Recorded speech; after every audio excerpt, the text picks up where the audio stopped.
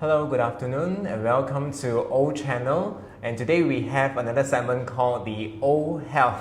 So today we have again myself, Jeremy, and Wenxin. So today, what topic are we going to talk about? Today we are going to talk about say no to Parkinson's. Parkinson's. Yeah. So what is Parkinson's disease? Anyone know? If you know, please also comment down. And if you have also come across any people with Parkinson's disease, you can also leave a comment over here. Or if you are like ourselves, like maybe you want to prevent from getting this Parkinson's disease or any kind of brain degenerative diseases, also feel free to like and share this video and also leave a comment for us. Okay? So Wenxin, so what is this Parkinson's about? Yeah, Parkinson's, many people may heard of it because maybe you notice some, especially elderly, they have like stoop posture, bending their back, their shoulders and head forwards, and maybe they have problems with walking, moving, and trembling. So these are all symptoms for Parkinson. So actually Parkinson is a neurodegenerative disease, means that it is a neurological disorder, especially associated with movement. Because when we look into our brain, we have an area called substantial nigra. In this area, there's a lot of neurons, which is brain cells. They will secrete this dopamine. Dopamine, yeah, dopamine. Many people may not heard of dopamine before. So dopamine is a neurotransmitter, a chemical messenger that transmits signals between nerve cells, brain cells. And these signals are actually related to our movement, body movement. So when our cells, since we call it a neurodegenerative disease, so these cells are like progressively dying. When they die, the dopamine level secretion is low. Okay. So yeah, when the level is low, it affects our body movement. Yeah. Okay. So meaning to say that because our brain is very complex, you see, there are many a lot of areas and regions that control different things. For example, our speech, our movement, how our eyes blink, you know, how our foods are being digested, how our organs work and everything. So in particular in this Parkinson's disease, there's an area in the brain, in the middle of the brain, we call it as midbrain, called the substantial nigra, as mentioned by Wenxin just now. There are a lot of brain cells over there, and they actively produces a chemical messenger. That's what say neurotransmitter. Chemical messenger meaning that, for example, now you want to post something to your friend, okay, and you have a postman. So this postman will deliver the letter to your particular recipient. So imagine this postman is the chemical messenger. And what happens is that without these nerve cells, because they die in the brain over time, and therefore there won't be any more dopamine. And because dopamine controls our movement, see, like with our hands, our movement, how we walk, how we stand, how we sit. So all of this actually affects our movement. That's why we see in people with Parkinson's disease, it usually don't happen in a young, about 50 or 60s, or it's about one in out of maybe 1% in above people above 60 years old, and 4% above 80 years old. You see, so you may notice early signs like hand trembling, like we see maybe in those Hong Kong dramas when people start having that hand shaking, especially when you are at rest. Meaning if you are not doing anything and you are resting and you notice that your hand starts to jerk, not voluntarily kind, then probably there are some signs over there. Or maybe you are having, loss of movement control, loss of balance, suddenly you're walking and then you feel like tripping over. So probably these are also signs of what we call Parkinson's disease, right? So we have here in graphic showing the early signs of Parkinson's. The first one, stoop or hunch over. Just like I mentioned just now, the head and shoulders start to bend forward when you are walking. You can when I observe you in like this, I can observe or the sitting you have an position. abnormal gait like that. Okay. And then second one, trouble moving or walking. Yes. So those with Parkinson's disease will start to have trouble walking and moving because their muscle becomes stiff. Yes, very stiff. Yeah. So that's why if you want to test it, you can always ask a person to walk straight 2 meters. Okay, if they cannot walk straight in a line for 2 meters or even 1 meter, then maybe they're swaying out of the line, then it could be also one of the signs and symptoms or how we actually diagnose the person have Parkinson's or not. Yeah, right? like in normal walking position, people will like involuntary shake. Your arms will be like swinging. Yes. So those with this PD, maybe their arm is like really Stiff. stiff. Yes, they don't move. Yeah, it's a kind of weird. So that's why if you notice there are these abnormal movements or abnormal signs, then you can also observe them over time. Another one is like the shuffling gait. Yes. Yeah, means when they walk. Usually, if normal people walk, our feet will like lift off the ground. Yes. So those with Parkinson's, maybe they drag. Yeah, you drag like a shuffle dance like that. Yes. So a lot of people they say, you walk, you better lift your feet. You lift your shoes. You don't drag because if you start dragging or like what we call shuffling, then this is also one of the signs of having a shuffling gait, Parkinson's disease. And next is dizziness or fainting. Yeah, so people with Parkinson's disease, maybe we have feelings of spinning, the word spinning, or some vertigo. These are usually associated with their balancing problems. Yes, and also we have tremor, as we mentioned, because it usually happens with the limbs. Limbs meaning our hands and legs, which are the most clearly visible ones. And also we have small handwriting. Like for example, you used to have very beautiful, legible writing, and all of a sudden you see your words start to cram together. Or you cannot write properly on a line. Like the elderly, maybe they have habits of writing diary. Yeah. You see, probably now they cannot even write properly, and then their words starts to enlarge. Going out of the shape, and these should also be take note. And also we have one, mask face. So as we know, our face, our movement, expression is controlled by those small muscles in our face. Yes. So Parkinson's disease is a disease related to those movement, isn't it? So their face will tend to be like blank, don't expressionless, and they will blink less compared to normal people. Meaning it's a bit like a dull and a poker face. Yes. So if you observe that your family elderly started to like why they always have this kind of blank stare or expressionless face, you can suspect they have Parkinson's disease. Yes. So not to say if you have one symptom you already have Parkinson's disease, because Parkinson's disease, they may come in a very different kind of symptoms. So it is always best to check with your healthcare professionals. If you notice maybe they have several symptoms or there have been quite a bit of noticeable changes over time, over the past 1 or 2 years, then you need to actually take note and seek help from the healthcare professionals. And what we have over here also, a loss of smell, soft or low voice. You notice that the way they talk become monotonous. They don't have that, expressions like us. You talk with high and low intonations, but probably they just talk a bit flat. Yeah, and their voice maybe become hoarser. Yes, become hoarser. So you can hear that it may not be so clear. It becomes slurry. The way they talk may not be able to form complete sentences, or the words may not come out properly. And also we have constipation, because dopamine controls movement, including our digestive gut. So our digestive gut, when it cannot move properly, when it cannot what we call constricts properly and relaxes properly, that's where they may form constipation. And lastly, they may have trouble sleeping. So that's why they may have insomnia. They sleep maybe 2 hours and then they wake up again, and then they start having all these issues.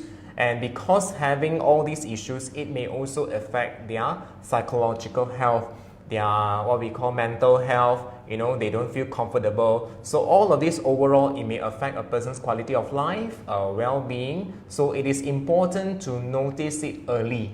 Yes. You see, because over now, actually in Malaysia, we don't have an exact figure how many people is affected with Parkinson's disease, but now estimated is about 20 to 40,000.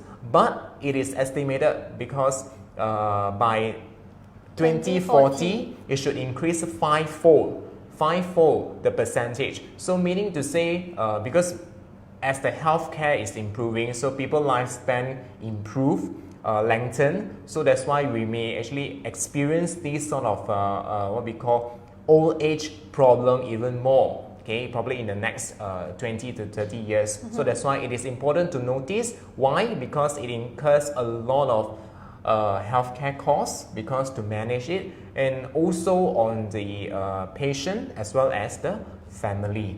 So it is important to always note down these symptoms. All right.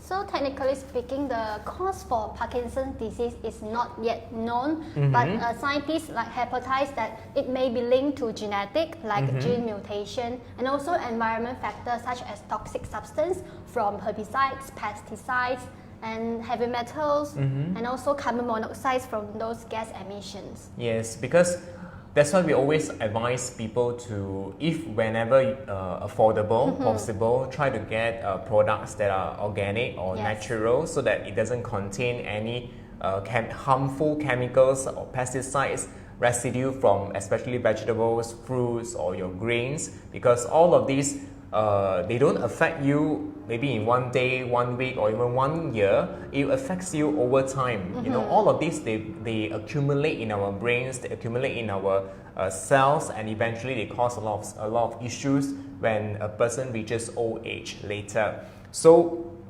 aside from that, even as Winston mentioned just now, carbon monoxide emission, a lot of vehicles when we go out to the road, you see nowadays. So by inhaling all these chemicals, it can also burden your body and increases your risk of PD as well. Well, until now, there's no definitive cure for Parkinson's disease, but what we can do is to prevent it since young. Again, as we said, prevention is always better than cure. Okay, so what can we do actually to improve or to avoid having this Parkinson's disease? Yeah, so when it comes to managing and preventing Parkinson's, nutrition actually plays an important role. Yes. Yeah. So that's why we say just now, inflammation. Okay, inflammation from our food.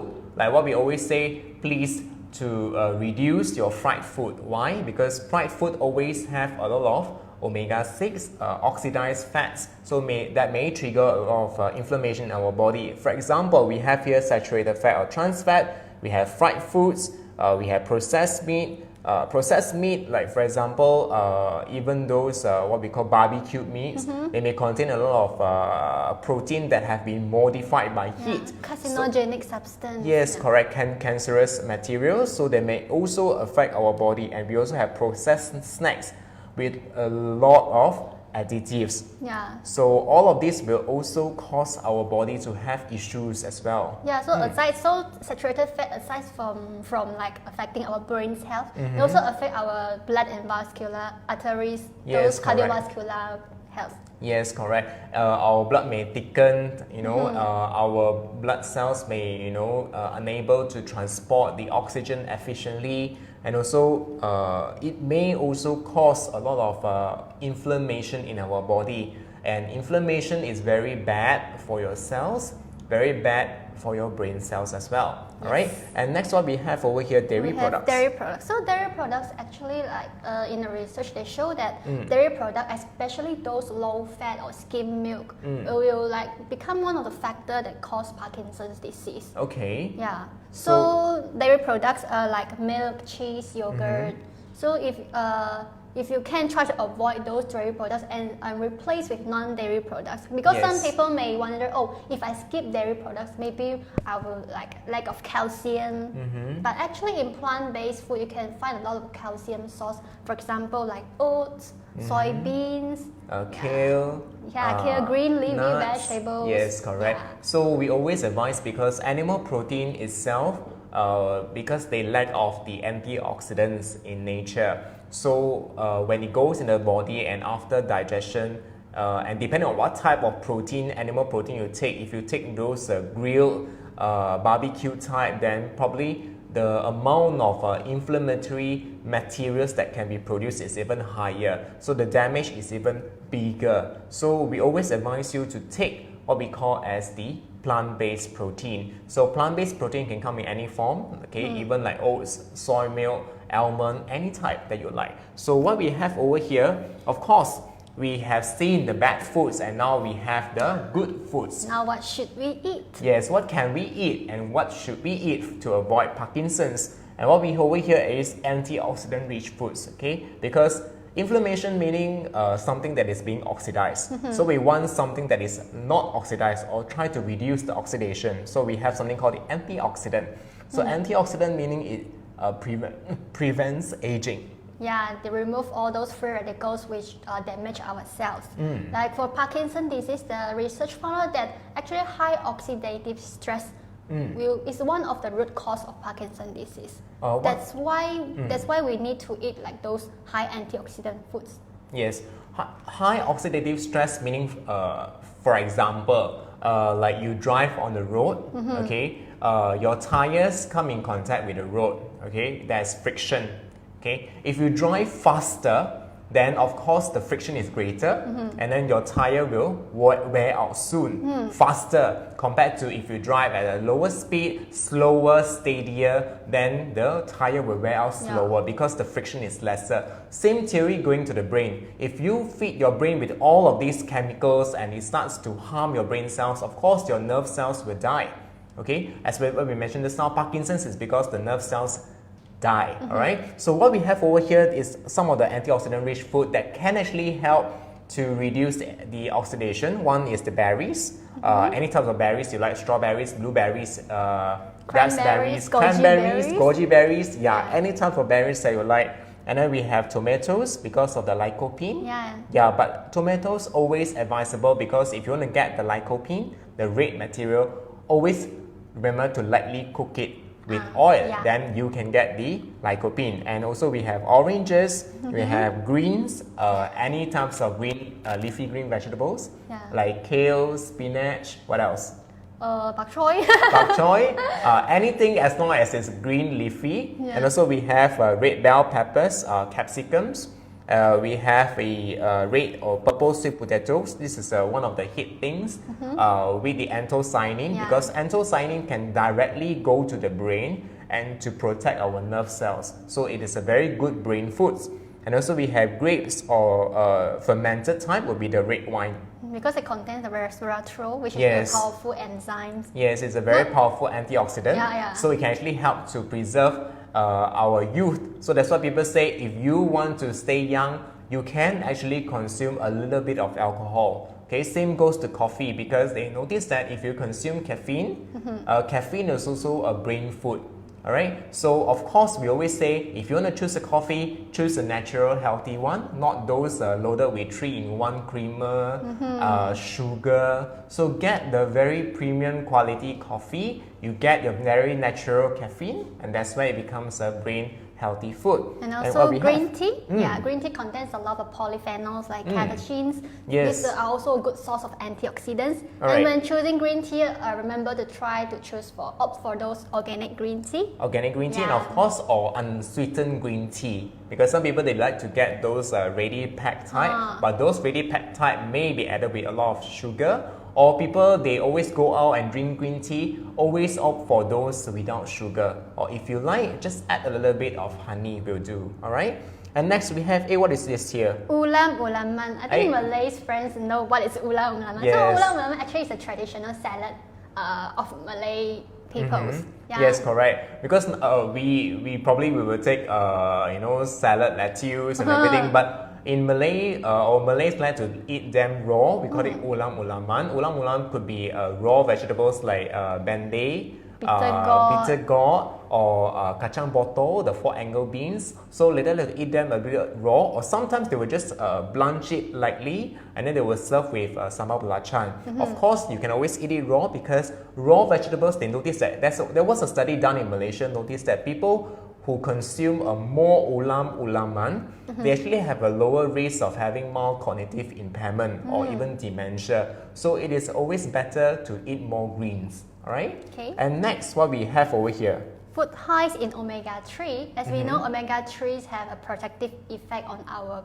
cells and also brain cells. Yes, correct. So omega-3 is one of the brain foods. So what we have over here, the first one is the flaxseed. Yeah, flaxseed, walnut. Walnut, as many people know, because of the shape, like brain, isn't it? So it's like good for the brain, walnut. And then chia seed. Chia seed actually is a superfood. Aside of omega-3, it also contains calcium, protein, fiber. And then last one is seaweed or algal oil. Alright, because a lot of people think omega-3 only in salmon, halibut fish, or any deep sea fishes, or tuna, sardine. But in fact, you can get very healthy, premium quality omega-3 from plant-based foods like what we mentioned over here, flaxseed, or you can get flaxseed oil if you want to have a proper or more optimal absorption. And of course, we have the walnut.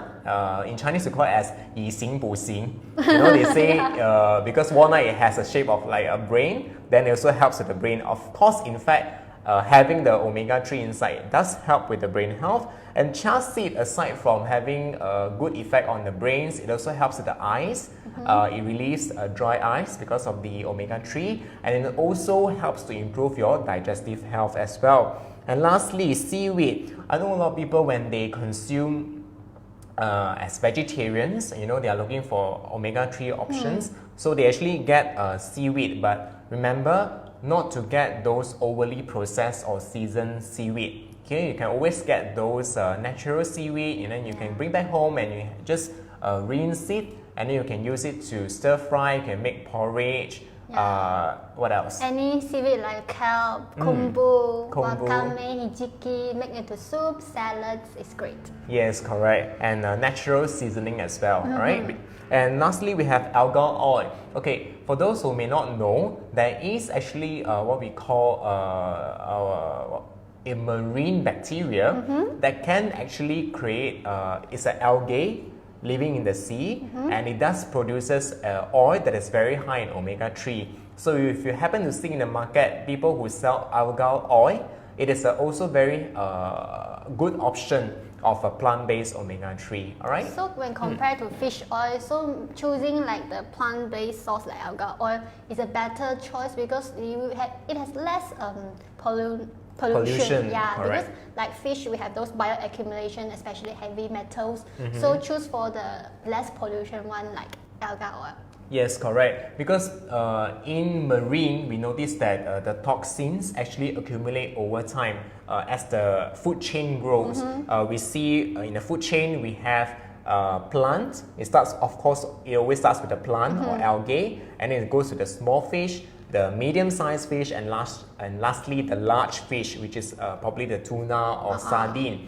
So when these toxins go, it actually accumulate and magnify in the fishes. So we say probably we have maybe one time of toxins in a small fish, but when it goes into the medium-sized fish, it can go to 5 times. And it goes into the large fish, it may go into 20 or 30 times. So maybe when it reach to tuna, already 100, 200. Yes, correct. So imagine if, let's say, all these toxins or heavy metals, they goes into the big fish, and then we start to extract the oil from these big fishes. And let's say the processing or the production is not that clean or not properly monitored, so there may be residue of these whatever heavy metal or polychlorinated bicarbonate, those plastic materials, chemicals that goes into the fats, and that's where we feed ourselves unknowingly having all these chemicals inside. Alright, so it is always best to choose the one with the lowest contamination, that is the plant-based. Right? So, do you have anything else to add? Parkinson is actually, aside from nutrition, exercise, also important because like they help you now how to like manage your balancing, your muscles. So if you have friends or elderly at home with Parkinson's disease, try to support them with mentally and also physically. Yes, because, correct. Yeah, they need a lot of help because maybe they can't really perform those daily functions anymore, like buttoning the shirts when their disease getting more serious. Yes, because over time, as we say, is over time disease. So that's why you may see the symptoms deteriorate over time. And what we can do is actually to support them through probably physiotherapy to occupational therapy. So if you have, if you know anyone having Parkinson's disease, you can always reach out to government sector for help, or even you may call for peer support group, because having people who have managed these people or Parkinson's disease patients before, then they can actually advise you better on how to manage if you have one at home. All right. So if there's no more questions today, if you have any questions. So for those, maybe you have family members with Parkinson's, aside from those omega-3s, antioxidant foods we suggest just now, also try to supply them with enough water, because most of them will face problems like constipation and need a lot of water to like ease their bowel movement. And also try to like observe if there's any weight changes, weight loss in those with Parkinson's disease, because maybe those mostly with Parkinson's disease, they have like loss of appetite, maybe due to a medication, they feel nausea, and also they might have swallowing or chewing problems. That's why they will have a significant or gradual weight loss throughout the time. Yes, correct. So if you notice there are some changes to the dietary pattern also, always reach out to dietitian so that they can actually advise you on how to modify your diet. How to modify the diet. Probably they may get on a puree diet, blenderized diet, or even a proper nutritional formula so that it can be fed through to them, and to ensure they still keep their nutrition in a proper balanced way. Otherwise, they may get malnourished over time, and if you don't get enough nutrients, and your muscles will not work properly, and the patient will get deteriorate even faster than usual. All right. So looks like we don't have any questions. We have one from Irene Jelena asking if we can speak in Chinese. This session is for English session, and of course, if you are keen, we'll always arrange another session in Chinese. All right. So if there's no questions from anyone, if you have any other questions, you can always leave a comment for us, or if you don't have any for now, you can always keep it, or you can always ask us, PM us, and then we will have our nutritionist team to answer your questions. All right. So if there's no other questions, thank you for watching this session of O Channel. I'm Jeremy. I'm Wenxin. So till then, see you next time. Bye bye. Bye bye.